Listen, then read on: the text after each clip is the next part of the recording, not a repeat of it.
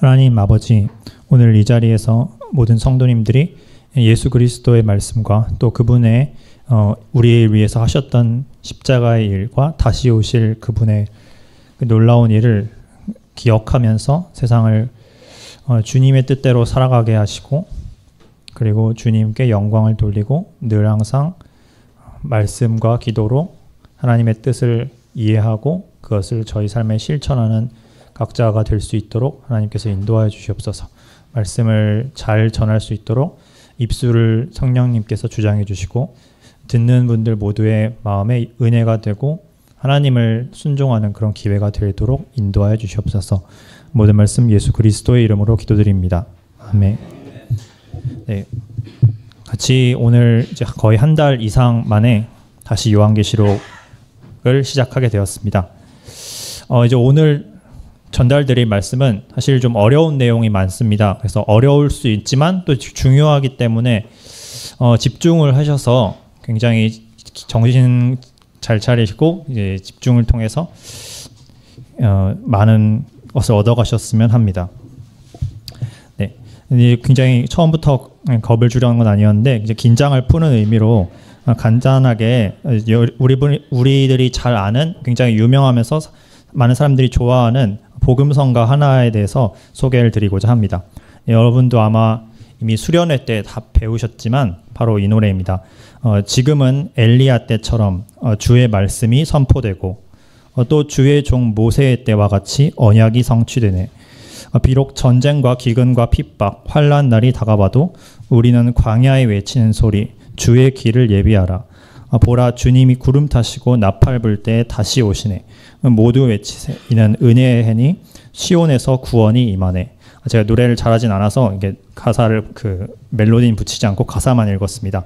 이 노래 굉장히 여러분들이 좋아하시고 저도 좋아하고 또 이 주님의 재림을 알리는 복음성가 중에서 굉장히 유명한 노래입니다. 그런데 이 노래를 제가 왜 오늘 언급을 했는지를 이제 말씀을 나누면서 이해를 하게 되실 것입니다. 그래서 잠깐 이 엘리야의 때라는 노래를 기억을 잠깐 해두셨으면 합니다. 요한계시록에 지금까지 다루었던 진도들에 대해서 간략하게 요약을 해서 말씀드리도록 하겠습니다. 요한계시록은 먼저 예수님께서 요한 앞에 나타나셔서 그분의 영광을 보이고 그분의 일곱 교회 시대의 일곱 교회를 향해 주시는 말씀들을 편지로 전하십니다. 그 뒤에 4장부터 마지막까지 이제 마지막에 있을 일들, 앞으로 있을 일들에 대해서 주님이 이제 계시를 해주시는데, 그 중에서도 4장, 5장은 이제 마지막 때 하늘에서 일어나는 일들, 즉 하늘의 천상에서 영계에서 어떤 일이 일어나는지를 전 생생한 장면으로 묘사를 합니다. 그리고 이제 그때 주님께서 온 세상의 권세를 다시 취하기 위하여 우주 만물에 대한 주권을 담은 그 두루마리를 성부 하나님께 받고, 예수님께서 그 성부 하나님으로부터 두루마리를 받고 두루마리에 봉인 7개를 뗍니다. 이 봉인 7이 떼어질 때 이제 마침내 주님의 나라로, 온 세상이 주님의 나라로 바뀌게 됩니다. 근데 이 인을 하나하나 떼는 과정에서 이 세상에는 엄청난 해산의 고통이 임합니다. 그 해산의 고통은 온갖 전쟁과 기근과 핍박과 그리고 이제 자연재해와 하나님의 크신 두려운 심판으로 인해 온 우주가 뒤흔들리는 일들이 차례차례 벌어집니다. 이 일들은 지금도 조금씩은 이제 징표가 나타나곤 있지만, 진짜 이 일들의 본체는 이제 다니엘의 마지막 70번째 일에 흔히들 7년 환란기라고 부르는 주의 날에 대부분이 임하게 될 것입니다. 그런데 마지막 7번째 인을 떼기 전에 주님께서 잠깐 쉬어가기 코너로 그 요한계시록 7장의 그 14만 4천인이라는 존재에 대해서 그 장면을 보여주십니다. 이 14만 4천인의 활약으로 인하여 또 이제 온 열방에서 구원받는 성도들이 나타나게 됩니다. 자, 이 14만 4천인은 이제 예수님의 12제자가 초림 때 세워졌듯이 예수님의 재림 직전에는 12의 2번 제곱한 144에 1000배를 곱한 이제 14만 4천 명이 주님의 일꾼들로 특별히 선별을 받아서 온 세상을 복음화시키는 역할을 합니다. 그 결과가 온 열방과 민족과 방언들 가운데 구원받은 자들이 환난 성도로 나타나게 됩니다. 그 쉬어가기를 이제 잠시 그친 후에 주님이 다시 이제 시간 순서대로 재난들을 이제 보여주십니다. 그 재난은 7번째 인을 뗐을 때 나타나는 7나팔이었는데 8장과 9장에서 이 7나팔 하나하나를 모두 보았습니다. 첫 나팔 4개는 자연계에 임하는 3분의 1씩의 파괴가 임하는 심판이고, 그리고 후반부에 있는 2개의 심판, 즉 이제 5번째와 6번째 인은 영계에 있는 이제 악한 마귀들의 해방으로 인하여 그 사람들이 고난을 겪되 특히 불신자들이 고문과 함께 죽임을 당하는 그런 일들이 벌어지게 됩니다. 이제 남은 하나가 7번째 나팔인데 7번째 나팔을 언급하기 전에 잠깐 또 한 번의 쉬어가기가 이제 요한계시록 10장과 11장에 걸쳐 나옵니다. 여기서 이제 하나의 설명하는 천사로서 하늘에서 큰 영광을 갖고 있는 한 천사가 내려와서 요한을 만나는데, 이 천사를 이제 예수님이라고 해석하는 분들도 있고 아니 그냥 천사라고 해석을 하는 분들도 있긴 합니다. 근데 아무튼 이 천사가 가르쳐주는 내용은 이 마지막 7번째 나팔을 부는 그날에 마침내 하나님의 모든 신비들이 밝히 드러나고 계시될 것이라고 예고를 해줍니다. 우리는 신약 성경에 하나님의 다양한 신비들에 대해서 배웠습니다. 예를 들어서 마태복음 13장에서는 하늘의 왕국의 신비라고 예수님께서 그 가라지와 알곡의 비유나 씨 뿌리는 자의 비유를 통해서 하늘의 왕국이란 이런 곳이다라는 신비를 알려주십니다. 또 로마서 11장에는 올리브 나무에 이제 접붙임을 받은 이방인과 유대인에 관련된 신비가 있고, 이 로마서 16장에는 바울이 또 복음의 신비를 언급을 하고, 고린도 전서에서도 고린도전서 15장에 휴거의 신비에 대해서 말씀을 해줍니다. 에베소서에서도 에베소서 1장에서 온 경륜이 완전히 찼을 때 하나님 안에서 그리스도 안에서 하늘과 땅의 모든 것이 통일되는 신비에 대해서 가르쳐 주셨고, 에베소서 3장에서는 교회 안에서 이방인과 유대인이 온전히 한 상속자로서 하나가 되는 한 세 사람의 신비에 대해서 말씀을 해주셨습니다. 에베소서 5장에는 교회와 그리스도가 바로 신랑과 신부의 관계라는 신비가 계시가 되었고, 그 이외에도 디모데전서 2장에서는 경건의 신비, 바로 그리스도의 성육신과 그 성육신이 승천하시기까지 그 그리스도께서 하신 일들에 대한 신비가 계시가 되어 있습니다. 제가 일부러 하나님의 그 선한 신비들만 언급을 했고 악한 신비들도 몇 가지 계시가 되어 있는데요. 그거는 제가 나중에 요한계시록 13장이나 17장에 할 때 그걸 자세히 다루도록 하겠습니다. 그래서 이제 10장에서는 이러한 신비들에 대한 예고를 하는 동시에 드디어 그 천사가 요한 보고 2가지 일을 시킵니다. 하나는 자기의 두루마리를 먹고 온 열방에 그 복음을, 그 하나님의 계시를 선포하라는 명령과 소명을 줍니다. 그 다음에 바로 이어진 장면이 이제 오늘 나올 요한계시록 11장입니다. 제가 11장을 이제 몇 절까지 읽도록 하겠습니다. 자, 11장 1절. 자, 읽겠습니다. 자, 또 내가 내게 지팡이 같은 갈대를 주며 말하기를 일어나서 하나님의 성전과 제단과 그 안에서 경배하는 자들을 측량하되 성전 밖 마당은 청량하지 말고 그냥 두라. 이것을 이방인에게 주었은즉 저희가 거룩한 성을 42달 동안 짓밟으리라. 내가 나의 2 증인에게 권세를 주리니 저희가 굵은 베옷을 입고 1260일을 예언하리라. 이는 이 땅의 주 앞에 서 있는 2 감람나무와 2 촛대니 만일 누구든지 저희를 해하고자 한즉 저희 입에서 불이 나서 그 원수를 소멸할지니 누구든지 해하려 하면 반드시 이와 같이 죽임을 당하리라. 저희가 권세를 가지고 하늘을 닫아 그 예언을 하는 날 동안 비 오지 못하게 하고 또 권세를 가지고 물을 변하게 하여 피 되게 하고 아무 때든지 원하는 대로 여러 가지 재앙으로 땅을 치리로다. 저희가 그 증거를 마칠 때에 무적행으로부터 올라오는 짐승이 저희와 더불어 전쟁을 일으켜 저희를 이기고 저희를 죽일 터인즉 저희의 시체가 큰 성 길에 있으리니 이 성은 영적으로 하면 소돔이라고도 하고 애굽이라고도 하니 곧 저희 주께서 십자가에 못 박히신 곳이라. 백성들과 족속과 방언과 나라 중에서 사람들이 그 시체를 사흘 반 동안 목도하며 무덤에 장사하지 못하게 하리로다. 이 2 선지자가 땅을 거하는 자들을 괴롭게 한 고로 땅에 거하는 자들이 저희의 죽음을 즐거워하고 기뻐하여 서로 예물을 보내리라 하더라. 3일 반 후에 하나님께로부터 생기가 저희 속으로 들어가매 저희가 발로 일어서니 구경하는 자들이 크게 두려워하더라. 하늘로부터 큰 음성이 있어 이리로 올라오라 함을 저희가 듣고 구름을 타고 하늘로 올라가니 저희 원수들도 구경하더라.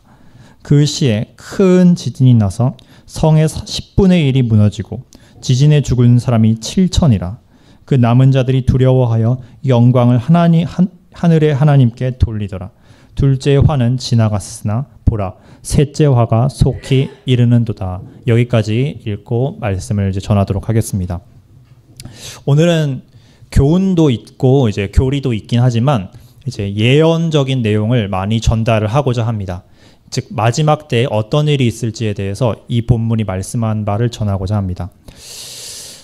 여러분 혹시 성전에 대해서 얼마나 잘 알고 계시나요? 성전이나 성막 모형 같은 데 가보신 적이나 그런 데는 없으시죠?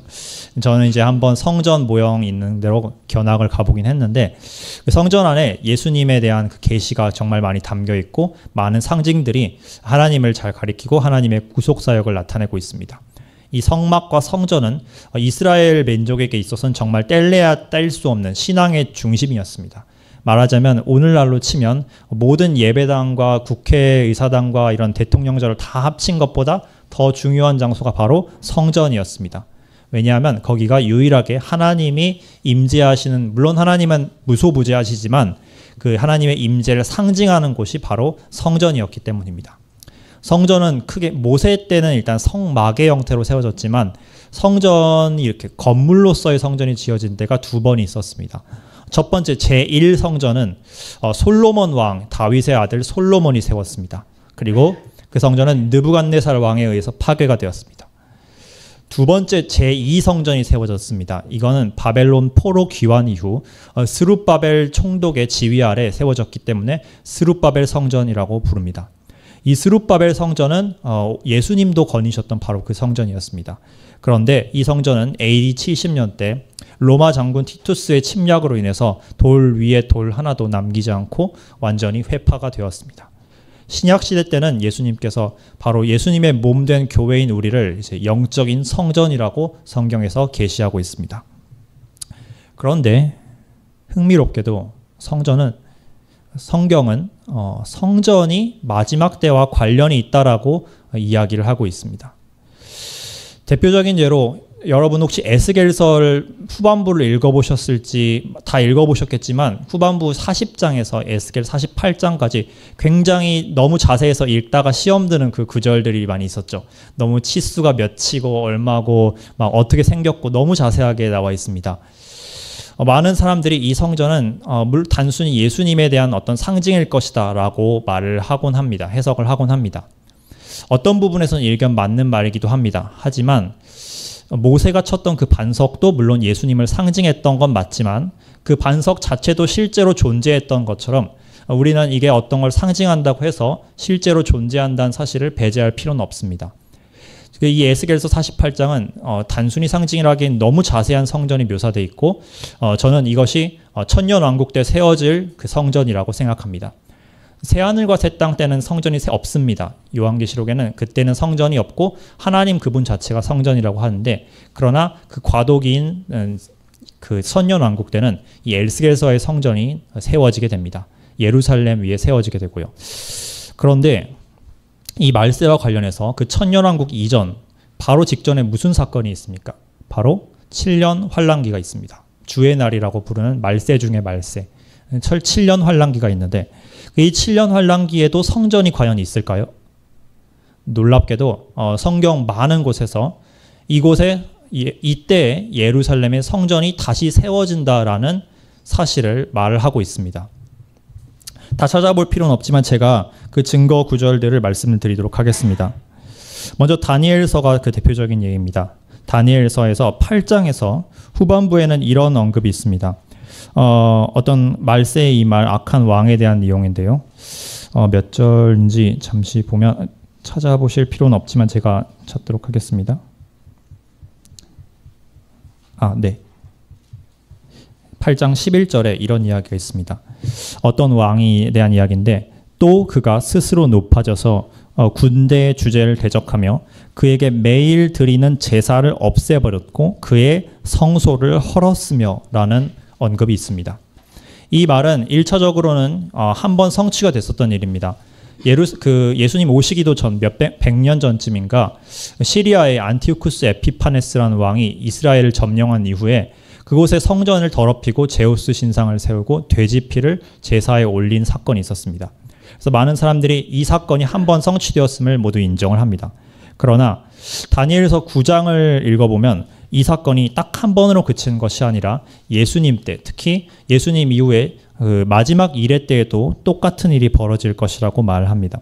다니엘서 9장 27절에는 그가 장차 많은 사람들과 더불어 한 이레 동안의 언약을 굳게 맺고 그가 그 일의 절반에 제사와 예물, 여기서 제사와 예물이라고 한 게 교회에 무슨 공예배나 무슨 헌금 드리는 걸 말하는 게 아닙니다. 원어대로 얘기하면 소재, 즉 grain offering이라는 소재와 짐승을 죽여드리는 희생 제물을 말하고 있는 것입니다. 그래서 제사와 예물을 금지할 것이며 또 포악하여 가증한 것이 날개를 의지하여 설 것이며 또 이미 정한 종말까지 진노가 황폐케 하는 자에게 쏟아지리라 하였느니라. 이미 요한계시록 6장을 할 때 이 부분에 대해서는 제가 설명을 드렸지만 이건 마지막 7년 환란기에 멸망의 아들이 나타나서 그 성전을 회파하는 사건을 의미하고 있습니다. 다니엘서 11장까지 제가 다 찾으면 너무 오래 걸리니까 11장과 12장에도 동일한 사건에 대한 게 반복적으로 언급되고 있다는 사실을 말씀드리겠습니다. 요한과 바울과 그리고 예수님조차도 이 다니엘서 말씀을 인용을 하였습니다. 데살로니가 후서 2장에서 바울 사도는 마지막 때에 불법의 사람, 멸망의 아들이 나타나는데 그가 하는 일이 무엇이냐면 바로 하나님의 성전에 앉아서 자기 일을 들어 하나님이라고 보이는 그런 참행을 벌이고 있다고 예언을 합니다. 예수님도 이 다니엘서 예언을 인용하셔서 멸망에 가증한 것이 거룩한 곳에 세워지는 것을 너희가 보거든 재빨리 유대에 있는 자들은 도망치라라고 말씀을 주셨습니다. 이 사건은 단순히 AD 70년에 있는 그 성전 회파만을 말하는 것이 아닙니다. 그때는 단순히 성전이 불만 탔지 어떤 멸망에 가증한 우상이 세워지지는 않았습니다. 예수님께서는 마지막 때에도 70번째 이레 때도 성전이 존재할 것이며 그 성전이 오염되는 일이 벌어질 것이라고 분명하게 예언을 하십니다. 그래서 우리는 이것을 많은 이제 어떤 분들은 이걸 갖다가 이제 제3성전이다. 그 유명한 제3성전이라는 용어를 사용을 합니다. 그런데 이제 이 제3성전과 관련해서 오늘 본문도 성전의 존재를 언급을 합니다. 11장을 보면 하나님의 성전과 제단과 그 안에서 경배한 자들을 측량하되 성전 밖 마당은 측량하지 말고 그냥 두어라. 이것을 이방인에게 주었은즉 저희가 거룩한 성을 42달 동안 짓밟으리라 라고 이제 지금 이 말을 하는 주체는 누구냐면 요한계시록 10장에서 그 나왔던 그 강력한 천사 기억나시죠? 그 강력한 천사가 계속해서 지금 여기서 말을 주고 있는 것입니다. 이 천사의 언급에 의하면 마지막 때에는 어떤 성전이 세워진다라고 합니다. 그리고 그 성전을 측량하라라고 요한에게 말을 합니다. 측량과 관련해서 그 성경에서는 어떤 식으로 사용했는지를 말씀드리겠습니다. 하나님께서는 보통 어떤 대상을 가끔 이제 환상 속에서 측량하라고 가르쳐 주신 때가 있습니다. 그때는 대부분의 경우는 이곳은 나에게 속한 것이다. 나 여호와 하나님께 속한 거룩하게 분리된 영역이고 내 소유다 라는 것을 알려주기 위해서 마치 어린아이들이 이건 내가 찜했어 이런 식으로 이제 말을 하듯이 하나님께서 이곳은 내 것이다 라고 알리는 방법이 바로 측량을 하라는 명령입니다. 즉 이 성전은 하나님에 속한 성전이 맞습니다. 그런데 문제는 단순히 이 측량하라는 대상이 무엇을 측량하라고 지금 하나님께서 말씀하고 있냐면 하나님의 성전과 제단을 측량하고 그뿐만 아니라 뭘 측량하라고 하냐면 경배하는 사람들을 측량하라고 합니다. 정말 이 구절이 사실 조금 이해하기가 어렵기 때문에 조금 집중을 하셔서 들으실 필요가 있을 것 같습니다. 보통은 건물의 치수, 가로, 세로, 높이를 잴 때 우리가 갈대를 통해서 측량을 합니다. 하지만 사람에 대해서는 대체 무엇을 측량을 해야 될까요? 여기에 대해서 이제 이해하기가 좀 어려운 부분이 있는데 마지막 때에 세워질 성전과 관련해서 제가 이것을 연관지어서 해석을 드리도록 하겠습니다. 참고로 이제 측량과 관련해서 또 다른 구절들을 나중에 예시를 찾아보시려면 제가 말씀을 드릴 텐데, 나중에 요한계시록 21장을 보시면 새 예루살렘에 대해서도 하나님께서 네가 이걸 측량하라라고 알려주십니다. 또 에스겔 그 40장에서 48장에 나오는 그 성전에 대해서도 하나님이 네가 이 성전을 측량하라라고 말씀을 합니다. 즉 하나님의 소유권을 주장하는 그런 대목인데요. 근데 여기서는 단순히 성전만 재는 게 아니라 경배하는 자들을 측량한다고 합니다. 그리고 성전과 제단은 측량은 하는데 성전 밖에는 바깥들이라는 게 있습니다. 이 바깥들은 보통 그 성전 시대 때는 유대인이 아닌 이방인들이 와서 거기서 하나님을 기도하고 하는 그런 장소가 바로 바깥들, 다른 말로 이방인의 뜰이라 불리는 곳이었습니다.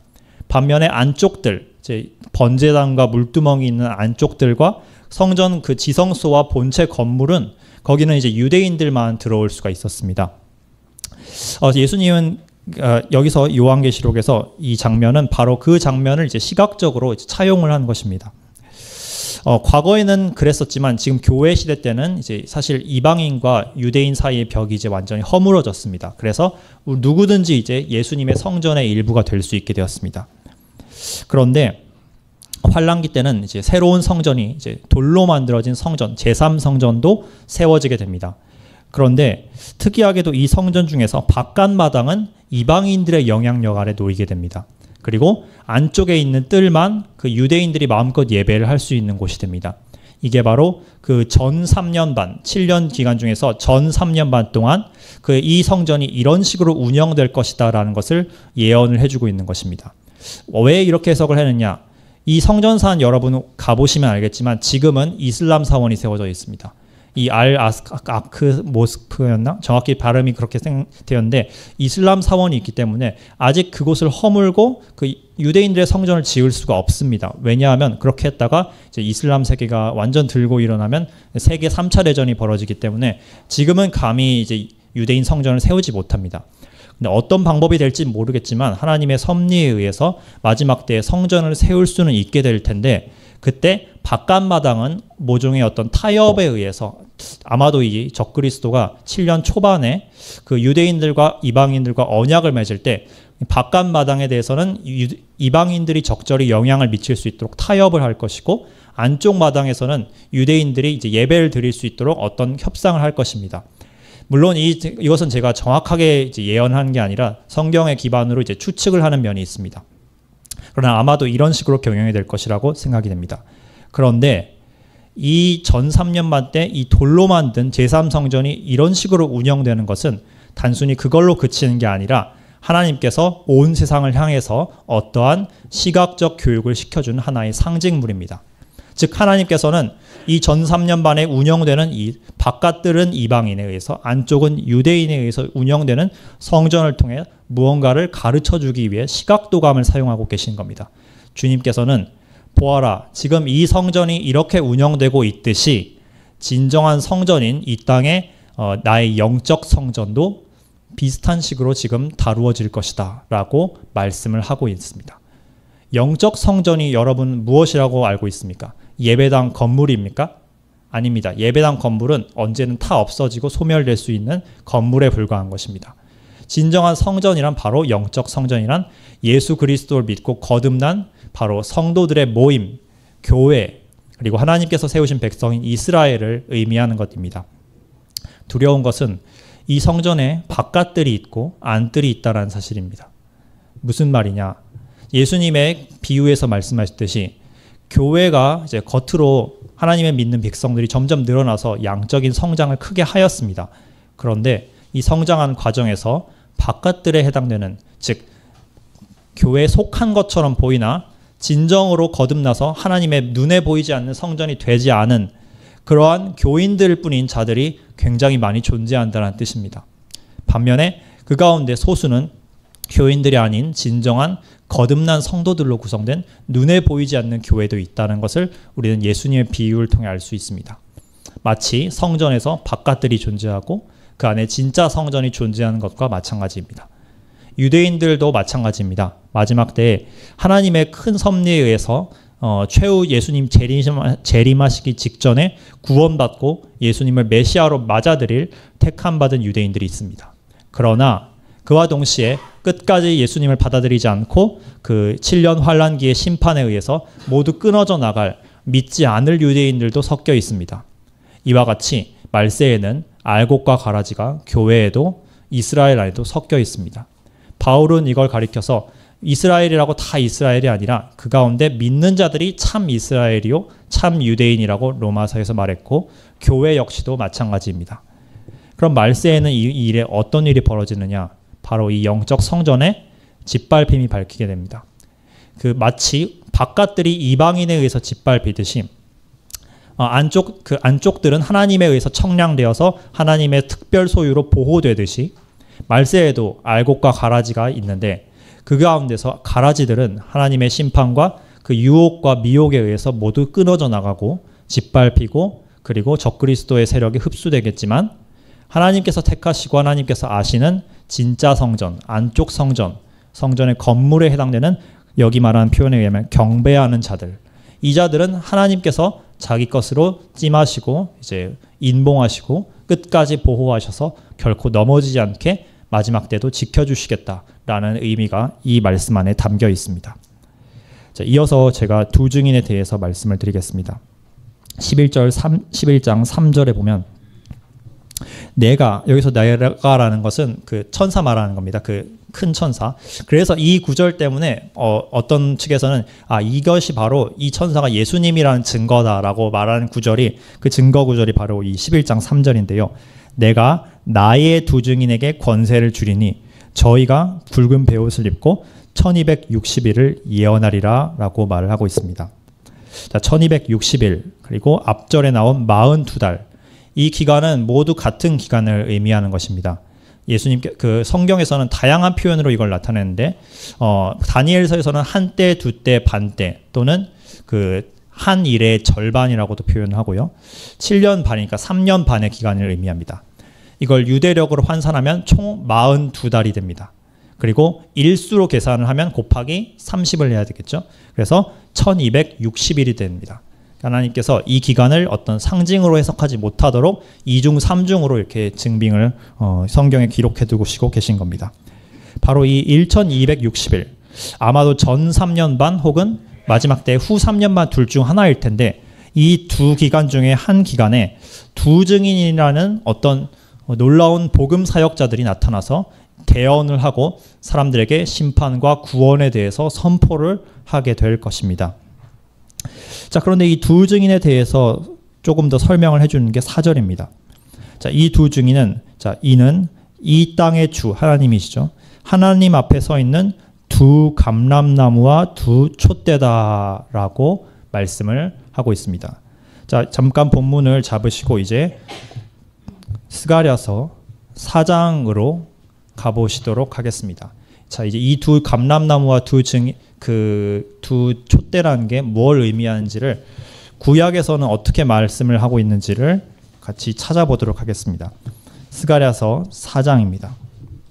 제가 다 읽지는 않고 이제 일부를 이제 발췌해서 읽어드리도록 하겠습니다. 4장의 2절을 보면 이런 구절이 있습니다.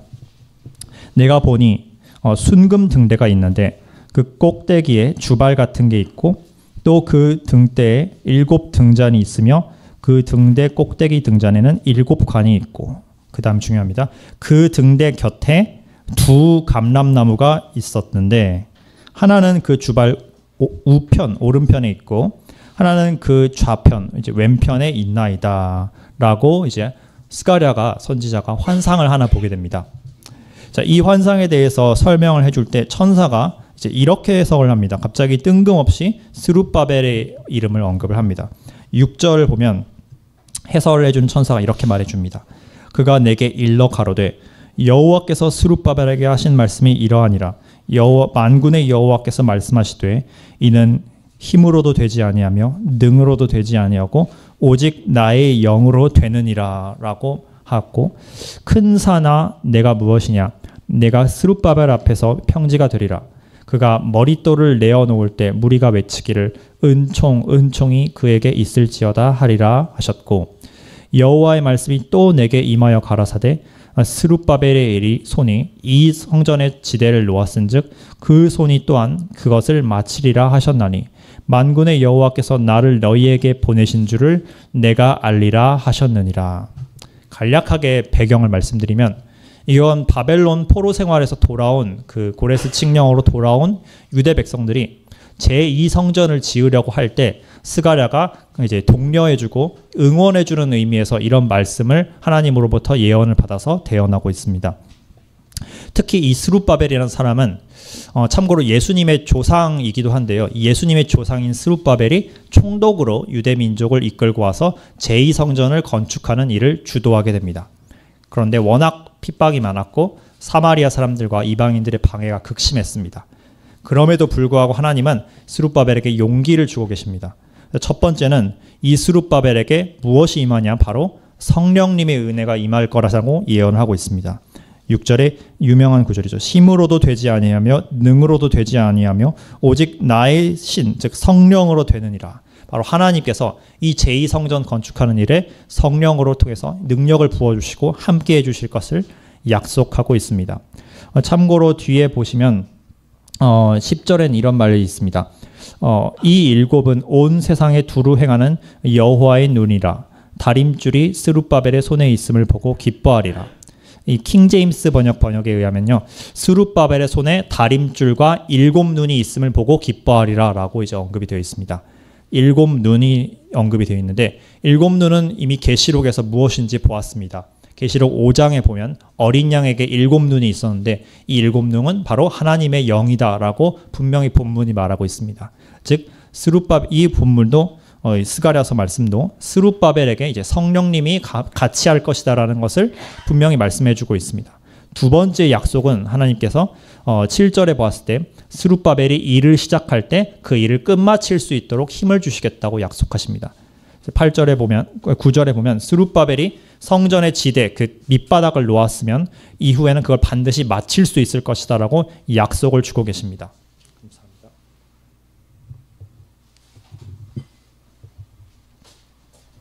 아울러 세 번째 약속을 무엇이냐 하면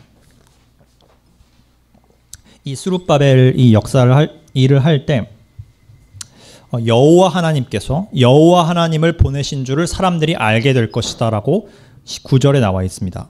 앞서 보면 8절에 여호와 하나님이 지금 말씀을 하고 계십니다. 여호와의 말씀이 내게 임하여 가라사대. 근데 여호와의 말씀에 뭐라고 말했냐면 9절에 보면 만군의 여호와께서 나를 너희에게 보내신 줄을 내가 알리라 하셨느니라.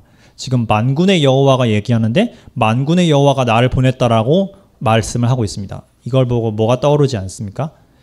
구약 시대 때도 다 삼위일체의 교리가 다 숨어 있었습니다. 바로 성자 예수님이 성부 하나님의 부르심을 받고 이 성전을 통해서 그분의 영광을 나타내시겠다라고 말씀을 하고 있는 것입니다. 잠깐 제가 그 스가랴서 죄송합니다. 이와 비슷한 구절이 말라기서에도 사실은 있습니다. 찾아보실 필요는 없지만 말라기서 3장을 보시면 3장 1절에 이런 말씀이 있습니다. 만군의 여호와가 이르노라 보라 내가 내 사자를 보내리니 그가 내 앞에서 길을 예비할 것이요. 여기서 말한 이 사자는 바로 침례 요한을 의미하기도 하고 사실 스포일러를 좀 하자면 오늘 말씀드릴 두 증인을 의미하기도 합니다. 그 다음에 이제 다음 구절 또 너희의 구하는 바 주가 홀연히 그 성전에 임하리니 곧 너희가 사모하는 바 언약의 사자가 임할 것이라. 이분은 바로 메시아이신 예수님을 의미합니다. 즉 메시아의 때에 그 성전이 세워지고 그 성전에 어떤 사자가 먼저 나타나서 그 주의 앞길을 먼저 예비하는 일을 한 다음에 그 다음에 홀연히 성전에 그 주님께서 메시아께서 임하실 것이라는 예언입니다. 스가랴서의 이 말씀도 마찬가지입니다. 마지막 때에 이 성전을 스룹바벨이 세워놓으면 그때 만군의 여호와께서 보내신 성자 하나님 만군의 여호와께서 오셔서 이 성전에서 자신을 드러내실 것이라고 합니다. 제2성전의 역사를 이미 잘 살펴보도록 하겠습니다. 바로 이 예수님께서 거니셨던 성전이 바로 이 제2성전이었습니다. 사람들은 솔로몬 성전에 비해서 워낙 작고 보잘것없었던 이 제2성전에 굉장히 슬퍼했습니다. 그러나 학개 선지자는 이 성전이 오히려 첫 성전보다 더 영광스럽게 될 것이다 라고 말씀을 해주셨습니다. 그 말대로 정말로 하나님의 본체이신 예수님이 직접 오셔서 그 성전, 바로 제2성전을 거니셨고 거기서 말씀을 전하셨고 거기서 성전을 청소하셨고 심지어 내 아버지의 집이다 라고 불러주셨습니다. 이게 얼마나 큰 영광인지 저희 알 수 없습니다. 바로 이 성전과 관련해서 메시아와 성전은 아주 긴밀하게 연관되어 있다는 사실을 주목할 필요가 있습니다. 메시아가 오시기 전에 이 제2성전 때는 어떤 사건들이 있었는지 간략하게 짚도록 하겠습니다. 먼저 두 명의 위대한 인물들이 이 성전의 첫 지대를 놓을 때 큰 역할을 하였습니다. 스가랴서 4장, 오늘 본 그 4장에서 후반부에 보면 대체 이 두 감람나무의 정체가 뭐냐고 스가랴가 이제 질문을 이제 본격적으로 합니다. 천사가 그래서 이 두 감람나무는 누구냐라고 해설을 해줍니다. 14절에 가로되 이는 기름 발리온 자 둘, 기름 부음 받은 자 둘이니 온 세상의 주 앞에 모셔 섰는 자니라 하더라. 바로 하나님께 기름을 부음 받은 두 명의 일꾼이 바로 이 두 감람나무라고 합니다. 이 두 감람나무에서 기름 부음은 보통 구약시대 때 왕이나 어떤 선지자나 제사장들이 받는 그 역할이었습니다. 여기서 말하는 이 기름 부음 받은 두 사람은 이 성전을 지을 때 가장 큰 기여를 했던 두 사람입니다. 하나는 여기 본문에 언급된 스룹바벨입니다. 다른 한 명은 바로 직전 스가랴서 3장에 언급이 되는데 바로 대제사장 여호수아라는 인물입니다. 이 대제사장 여호수아가 하나님의 은총을 입는 장면이 이 스가랴서 3장의 환상으로 나타납니다. 이와 같이 제2성전이 처음 지어졌을 때 하나님의 기름 부음을 받은 두 사람 스룹바벨과 여호수아가 큰 역할을 했습니다. 흥미롭게도 스룹바벨은 예수님의 조상, 육신적 조상이었습니다.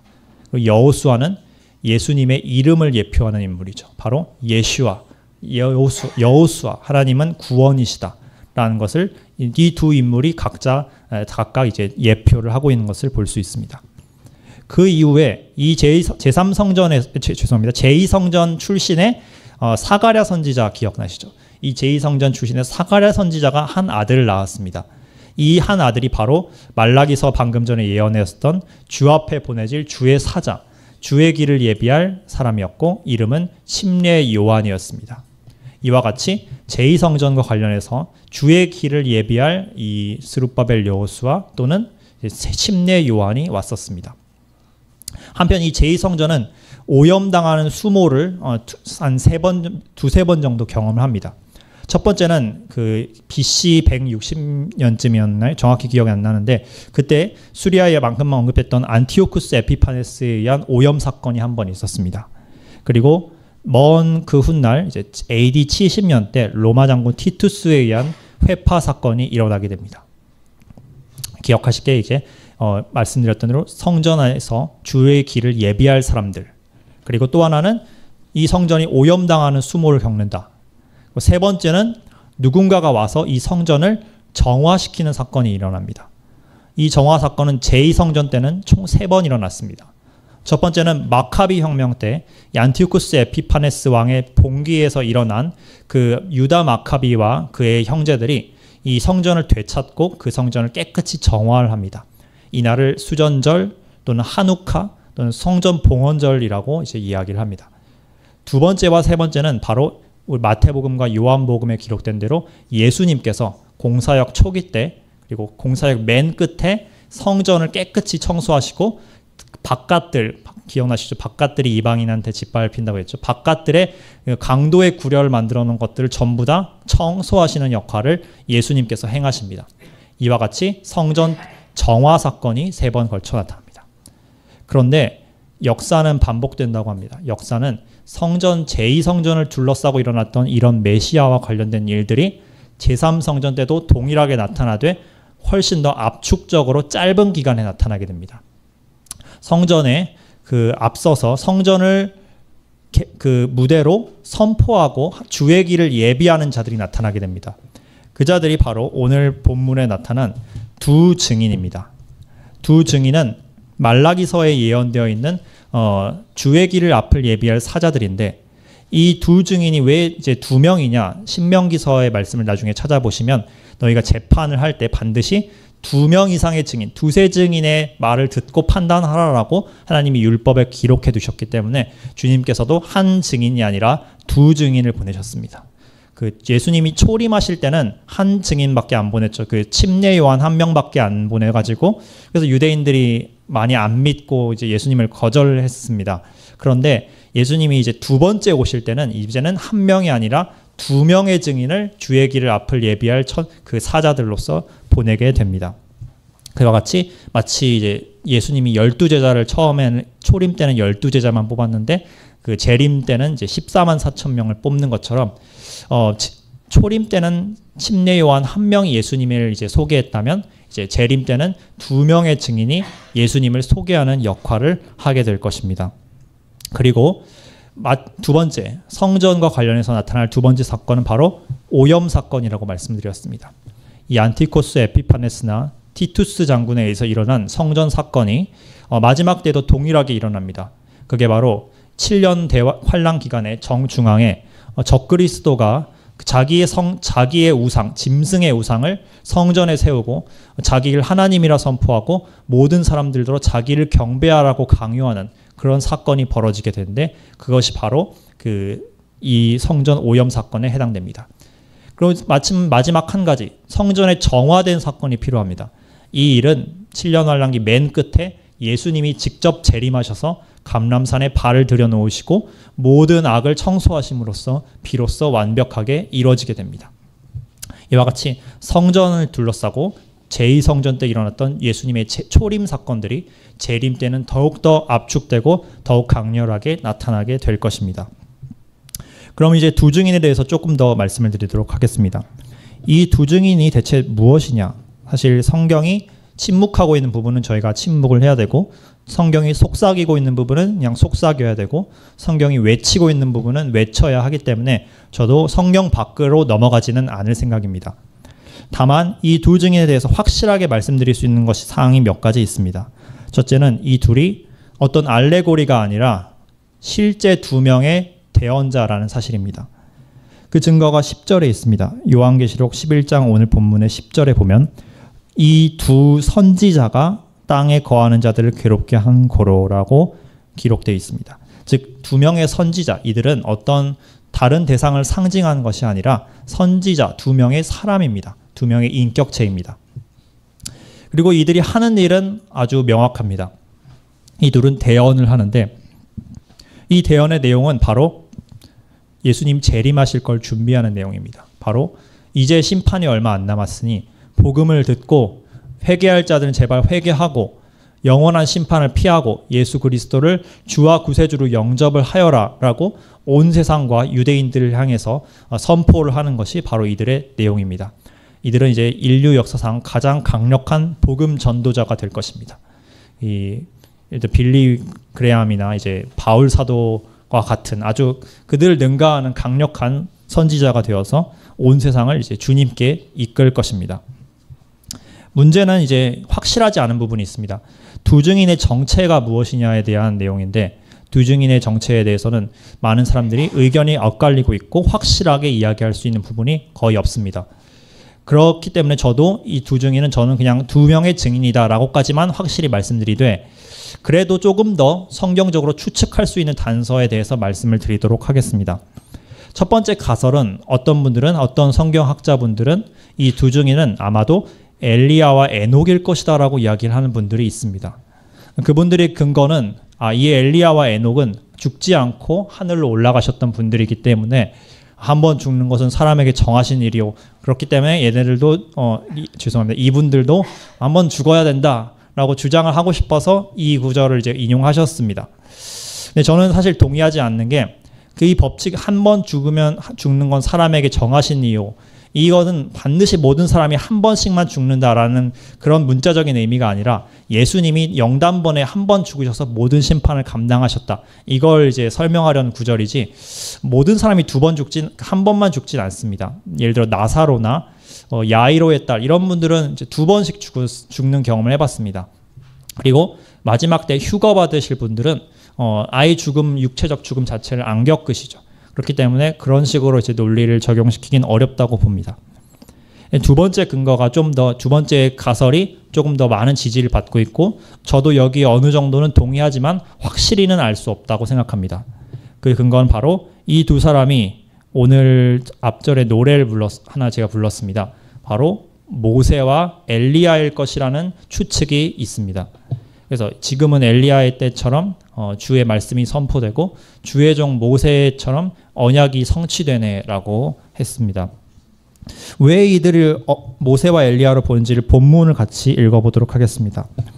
자, 5절에 보면 누구든지 저희를 해하고자 한즉 저희 입에서 불이 나서 그 원수를 소멸할지니 누구든지 해하려 하면 반드시 이와 같이 죽임을 당하리라. 매우 어디선가 본 구절입니다. 이거는 여러분이 열왕기하를 읽어보시면 그 이스라엘 왕이 엘리야를 잡으려고 군대를 3번 보냈습니다. 근데 하늘에서 불이 내려서 첫 번째 50명을 태워 죽였고 두 번째 50명도 태워 죽였습니다.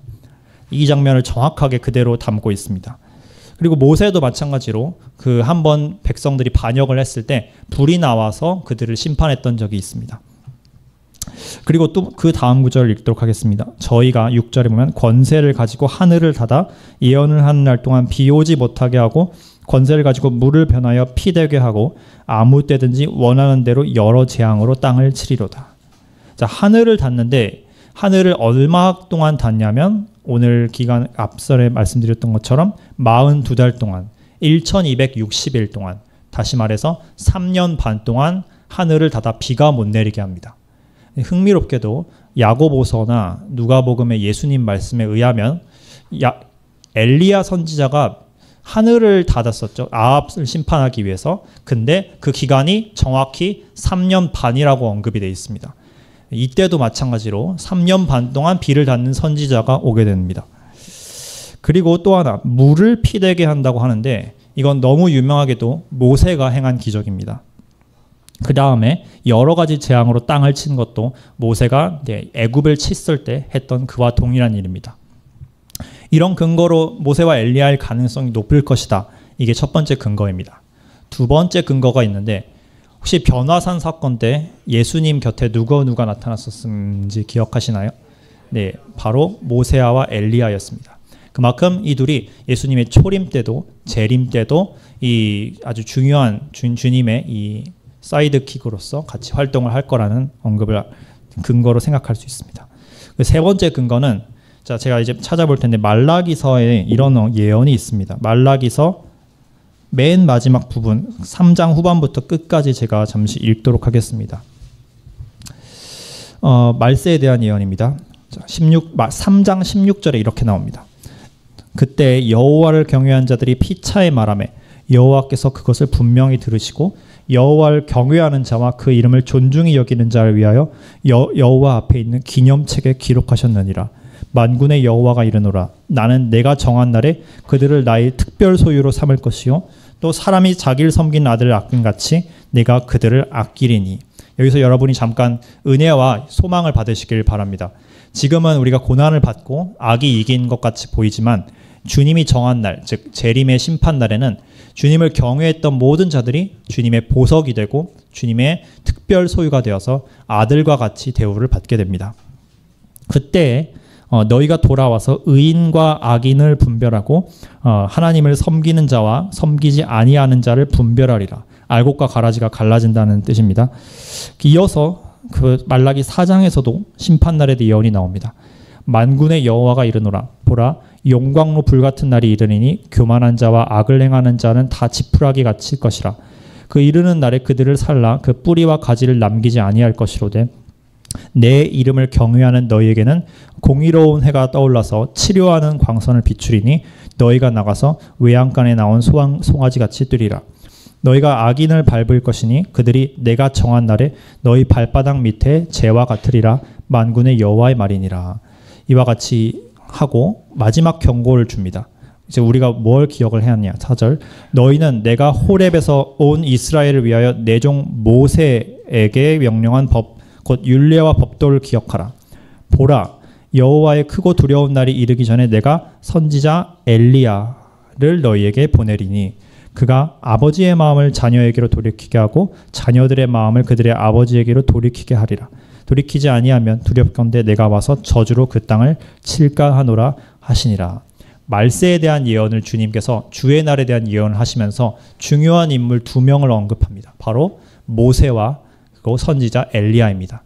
이 둘은 하나는 율법을 상징하고 하나는 선지자들을 대표합니다. 즉 둘을 통틀어서 말하면 구약 성경 전체를 이제 상징하는 존재들입니다.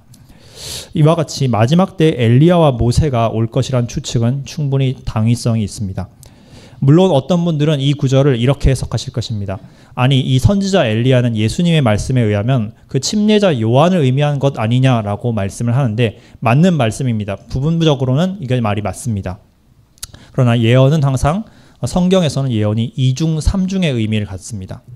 예수님의 초림 때 엘리야의 역할을 했던 인물은 침례 요한이 맞습니다. 그런데 주님은 단서를 다셨습니다. 만약 너희가 받아들이고자 할진대 너희가 기다리던 그 엘리야가 바로 이 요한이니라 라고 말씀을 하셨습니다.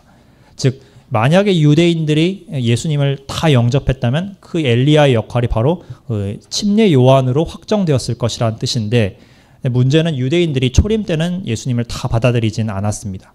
그래서 엘리야와 모세가 다시 한번 재림 때도 와야 한다고 우리가 한번 추측을 해볼 수 있습니다. 이와 같은 이제 근거들을 종합해서 봤을 때 이제 모세와 엘리야 혹은 마치 침례 요한처럼 모세와 엘리야 자체는 아니지만 모세와 엘리야의 영으로 역사하는 그런 동일한 성령의 은사를 받은 어떤 인물들이 나타나서 주님의 길을 예비하고 복음을 선포하고 또 이제 14만 4천 명의 유대인들을 이제 회심케 하여서 주의 일꾼들로 완성시키는 그런 일을 할 것이라고 저희는 추측을 할 수 있습니다. 그래서 그 다음 구절인데 이들이 이제 14만 4 죄송합니다. 이 두 증인이 그들이 역사하기로 예정된 1260일 동안은 그야말로 무적 아무도 이길 수 없는 완벽한 보호를 받게 됩니다. 우리들도 마찬가지입니다. 하나님께서는 각자에게 사명을 주셨고 그 소명을 이루라고 하셨고 그 소명이 이루어질 때까지는 각 사람을 보호하십니다. 그리고 그 소명을 다 이루고 난 뒤에야 마침내 하늘나라로 거둬들이십니다. 그렇기 때문에 주님이 맡긴 일을 다 하기 전까지는 우리는 주님의 보호를 받는다라는 사실을 기억해 두시는 게 좋겠습니다. 그런데 그들의 일을 다 마친 뒤엔 이제 무슨 일이 벌어지느냐? 7절에 보면 저희가 그 증거를 마칠 때에 무적행으로부터 올라오는 짐승이 저희로 더불어 전쟁을 일으켜 저희를 이기고 저희를 죽일 터인즉 저희 시체가 큰 성 길에 있으리니. 이제 무적행에 나타난 짐승이 나타납니다. 자, 이 무적행에서 올라온 짐승은 요한계시록 13장에 이제 자세하게 언급이 될 것입니다. 이 존재는 바로 마귀에 들린 이 적그리스도를 의미합니다. 이 적그리스도가 처음 그 7년 말 전반부 혹은 후반부 때 두 증인이 역사할 때는 그들을 함부로 해치지 못하다가 그들이 일을 다 마친 뒤에 하나님께서 허락하시자 마침내 그 두 증인을 죽이고 그들을 순교케 합니다. 그 뒤에 이 두 증인의 시체는 큰 성에 놓여서 능욕을 당하게 됩니다. 이 큰 성은 어떤 성이냐? 8절을 읽어보겠습니다. 영적으로 하면 소돔이라고도 하고 애굽이라고도 하니. 자, 이 성은 영적으로는 굉장히 타락한 도시입니다. 소돔이기도 하고 애굽, 굉장히 이름만 들어도 타락한 것 같이 느껴지는 도시인데 그만큼 영적으로는 타락한 도시이지만 그 도시의 정체가 무엇이냐? 곧 저희 주께서 십자가에 못 박히신 곳이라. 네, 이곳은 바로 예루살렘입니다. 예루살렘이 왜 소돔이 됐고 애굽이 되었을까요? 첫 번째는 유대인들이 아직 예수님을 다 받아들이지 않았기 때문에 그들 안에 타락이 임했기 때문이고, 두 번째는 오늘 11장 2절에 말씀했던 것처럼 거룩한 성이 42달 동안 이방인들에게 짓밟힌다고 했습니다. 즉 적그리스도와 그의 군대가 예루살렘을 회파하고 멸망에 가증한 것을 세운 이후로 42달 동안 이곳은 식민지가 되어서 비참한 처지에 빠지게 됩니다. 그런 의미에서 소돔과 애굽이라고도 할 수 있습니다. 그리고 특이하게도 이 소돔과 애굽으로는 두 명의 증인이 보내졌던 곳입니다. 이 두 곳 모두 첫 번째 소돔은 두 명의 천사가 보내졌던 곳이고 애굽은 아론과 모세가 보내져가지고 회개는 아니죠. 사실 이게 그 하나님의 말씀을 대언하고 선포하고 경고를 받았던 곳입니다. 예루살렘도 이제 마찬가지가 될 것입니다. 그곳에서 이제 이 예루살렘에서 이 두 증인이 이제 활동할 것이라는 사실을 우리가 어느 정도 추측해 볼 수 있습니다. 그리고 그들이 이 일을 다 마쳤을 때 그들은 이제 그 주님처럼 주님께서 가셨던 길을 따라서 희생을 당하게 됩니다. 이들을 향한 이제 백성들의 반응을 보면 9절에 보면 백성들이 이들을 다 이제 보게 되는데 놀랍게도 족속과 방언과 나라 중에 있는 모든 사람들이 이 시체를 동시에 볼 수 있게 됩니다. 이 예언이 과거에는 어떻게 실현될 수 있을지 아무도 이해를 못했습니다. 어떻게 한 장소에서 죽은 사람을 여러 세상 사람들이 다 같이 볼 수 있느냐 하고 의문을 표할 수 있겠지만 우리는 지금 이제 이 일이 아주 쉽게 일어날 수 있다는 사실을 알 수 있습니다. 전 세계가 온갖 통신 네트워크로 하나가 되었기 때문에 한 장소에서 일어난 일을 모두가 볼 수 있는 시대가 되었고 그만큼 우리는 예언이 성취되기에 매우 가까운 시기에 살고 있다는 사실을 알 수 있습니다. 이 두 백성들은 회개하지 않은 자들인데 보면 10절에 땅에 거하는 자들, 땅에 거하는 자들이란 바로 불신자, 우리 하늘 시민권을 가진 성도들과 달리 땅에 속한 자들, 육에 속한 자들, 마귀에 속한 자들을 의미합니다. 이 불신자들이 어떤 일을 하냐, 놀랍게도 이 두 증인이 죽는 것을 보고 너무 즐거워하고 행복하여 하며 서로 선물까지 마치 크리스마스 선물을 주고받듯이 아주 즐거워하는 가관인 모습을 보여주고 있습니다. 이것이 바로 이 세상에 속한 사람들의 모습입니다. 두 증인 같이 그들을 구원케 하려고 하나님의 엄중한 말씀을 선포하는 자들을 향해서는 그들을 매우 미워하고 그들이 죽는 것을 즐거워하고 모욕을 하는데 막상 그들을 영원히 멸망으로 같이 이끌어갈 적그리스도를 향해서는 마치 영웅처럼 추앙하고 그들을 높이고 그런 어리석은 모습을 보이고 있습니다. 이게 거듭나지 않으면 이와 같은 영적인 어리석음에 머무를 수밖에 없게 됩니다. 그러나 그것으로 끝이 아닙니다. 11절에 보면 3일 반이 지났을 때 하나님으로부터 생기가 저희 속 이제 두 증인의 시체 속으로 들어가는데 저희가 발로 일어서니 구경하는 자들이 크게 두려워하더라. 하늘로부터 큰 음성이 있어 이리로 올라오라 함을 저희가 듣고 구름을 타고 하늘로 올라가니 저희 원수들도 구경하더라. 하나님께서 마치 예수님께서 사흘 만에 부활하셨듯이 이 예수님의 길을 따라간 이 두 증인도 사흘 만에 부활시키십니다. 그리고 그들을 온전히 일으켜 세우시고 하늘로 승천, 이제 휴거를 시키시게 됩니다. 참 흥미로운 게 만약에 이 타이밍에 이 두 증인이 너희가 이제 내 말을 들으라고 했었지, 근데 왜 안 듣고 있으니 이제 좀 예수님을 믿어라 이렇게 지금 선포를 할 수도 있을 것 같습니다. 그런데 흥미롭게도 이 좋은 타이밍, 정말 부활하여서 모두를 설득할 수 있는 이 타이밍에 이들은 한마디도 하지 않고 예언은 이미 다 했기 때문에 그냥 하늘로 불려서 올라갑니다. 왜 이들이 대언을 이 시점에 하지 않았을까요? 예수님께서 누가복음 16장에서 부자와 나사로의 비유를 통해 이런 말씀을 해주셨습니다. 그들이 모세와 선지자들의 말을 듣고 회개하지 아니하면 죽은 자들이 다시 살아난 일이 있더라도 회개하지 않는다라고 분명히 말씀을 하셨습니다. 마침 또 예수님이 그 모세와 선지자들을 또 언급을 하고 계십니다. 그와 같이 참으로 안타까운 일이지만 결국에는 이제 이 두 증인의 사형은 끝이 났습니다.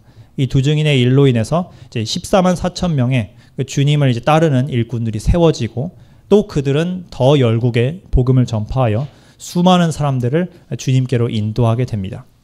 그러나 그렇게 인도함을 받은 이방인들을 제외한 나머지는 결국 마음이 굳어져서 요한계시록 9장의 말씀처럼 끝까지 회개하지 않고 멸망의 길로 가게 됩니다. 다행인 점은 이 예루살렘에는 이 두 증인의 열매가 맺히게 되는데 13절에 보면 그 시에 큰 지진이 나서 성의 10분의 1이 무너지고 지진에 죽은 사람이 7,000명이라. 그 남은 자들이 두려워하여 영광을 하늘의 하나님께 돌리더라. 예루살렘 성에서 이 둘이 죽었습니다. 그리고 부활해서 승천했습니다. 그 일 이후에 직후에 마치 예수님의 십자가 직후에 지진이 일어났듯이 큰 지진이 일어나서 예루살렘의 10분의 1이 무너져서 7,000명이 죽는데 남은 자들은 하나님께 영광을 돌리게 됩니다.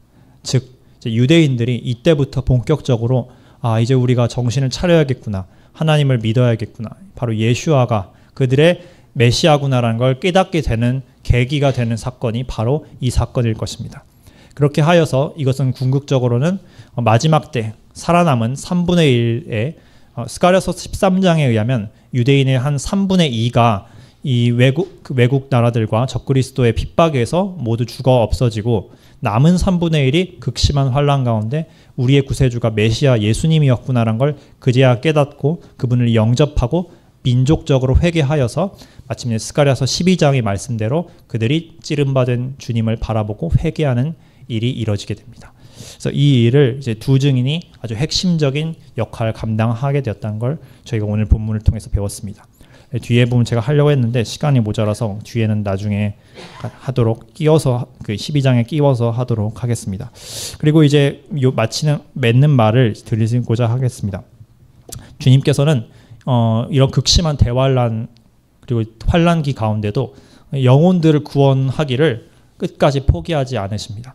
그렇기 때문에 모든 통신 시스템들과 이런 것들이 다 장악되고 사단에게 장악되고 지금 저희가 유튜브를 써서 이렇게 전도도 잘 할 수 있는 하나님의 은혜의 시대에 살고 있지만 나중엔 모든 기기들이 다 악마와 이제 적그리스도에게 장악되어서 이제 더 이상 예배도 못 드리고 공예배도 못 드리고 기도도 이제 하면 안 되고 오늘 담임 목사님 말씀하셨던 것처럼 기도 안 되고 전도 안 되고 예배 안 되는 그런 시대가 나중에 반드시 오게 됩니다. 마지막 때. 그런데 그런 때 도대체 어떻게 영혼이 구원을 받을 수 있느냐? 하나님께서는 기적적으로 이 두 증인을 세우시고 14만 4천 명을 세우셔서 그들이 하나님의 보호 아래 많은 영혼들을 구원하게 하나님이 다 길을 예비해 두셨습니다. 이와 마치로 우리는 우리 시대 때 하나님께서 맡기신 증인임을 기억하고 최선을 다해서 복음을 담대하게 힘으로도 되지 않고 능으로도 되지 않고 오직 성령님의 힘입어서 행해야 한다는 사실을 기억을 하며 마치고자 합니다. 말씀을 마치도록 하겠습니다.